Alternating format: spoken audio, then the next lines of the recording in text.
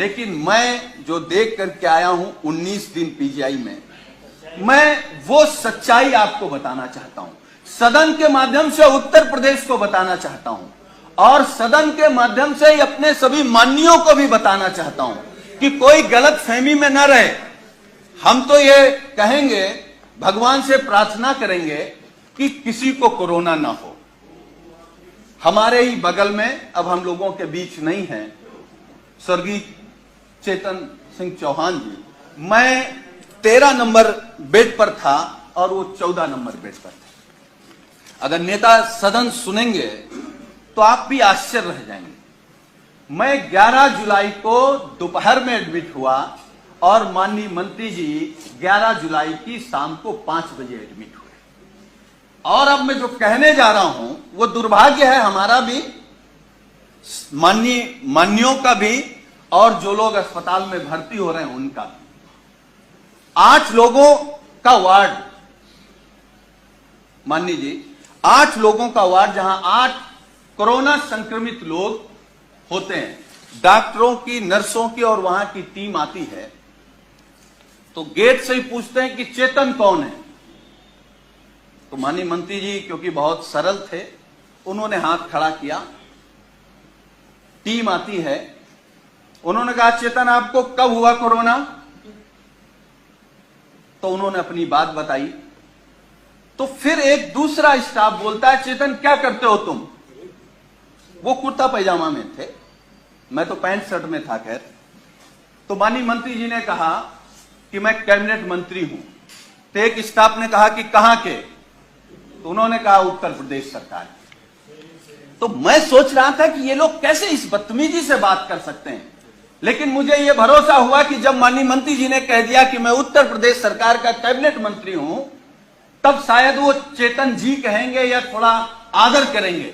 लेकिन ये सुनने के बाद भी जब पीजीआई के स्टाफ ने कहा कि चेतन तुम्हारे घर में और कौन कौन संक्रमित है, तो मुझे गुस्सा भी आया, दुख भी हुआ और सरकार पे भी गुस्सा आया।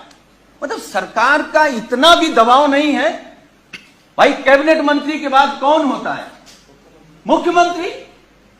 तो इसका मतलब उत्तर प्रदेश में केवल योगी आदित्यनाथ जी का सम्मान होगा। अगर शर्मा जी को कोरोना हो गया तो आपके साथ क्या व्यवहार होगा आप सोच नहीं सकते। हम नहीं चाहते, हम तो भगवान से प्रार्थना करेंगे कि आपको नहीं, किसी को ना हो। लेकिन उसके बाद मान्यवर, मुझे जब गुस्सा आया, मैं अपना गुस्सा नहीं रोक पाया, तो मैंने डॉक्टर से कहा कि आप जानते हैं कौन है? चलिए आप नहीं प्रभाव में आ रहे हैं कि ये योगी सरकार के कैबिनेट मंत्री हैं, ये वो हैं जो देश के लिए क्रिकेट खेलते थे।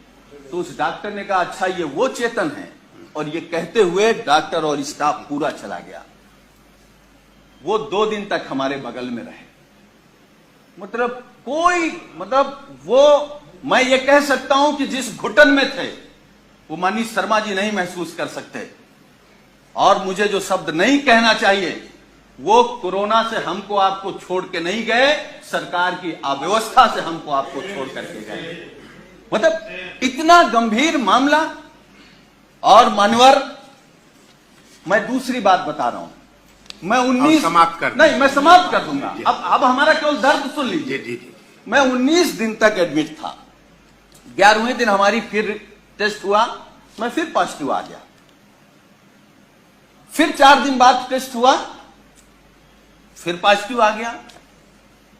हमारे माननीय राष्ट्रीय अध्यक्ष, हमारे नेता माननीय अखिलेश यादव जी ने फोन से हमसे कहा कि सरकार का शासनादेश हो गया है कि तुम घर पर रह करके ठीक हो सकते हो, इस सरकार की व्यवस्था पर भरोसा मत करो और जांच करा करके आप लिख करके देख आओ कि हमको इलाज नहीं कराना, हम होम क्वारंटीन रहना चाहते हैं। अब मैं वो बात बताने जा रहा हूं मान्यवर आपको। मैंने राष्ट्रीय अध्यक्ष जी से अनुरोध किया कि एक जांच और करा लेते हैं, हो सकता है कि हम निगेटिव आ जाए। हमारी एक जांच हुई जिसमें मैं पॉजिटिव आया।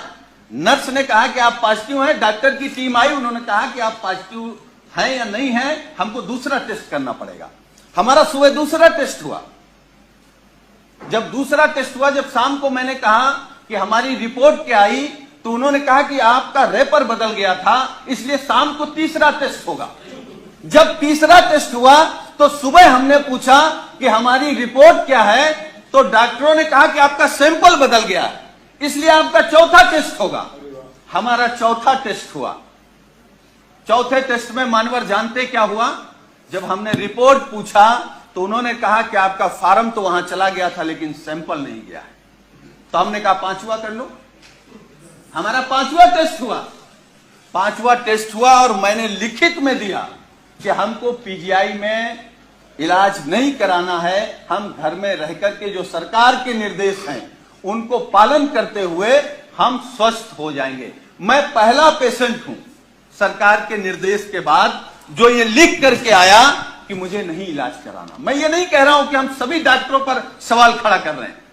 डॉक्टर भगवान की तरह दिखता, हमको भी 19 दिन भगवान की तरह दिखा और हम भगवान की तरह मानते हैं, लेकिन ये अव्यवस्था आखिर कैसे?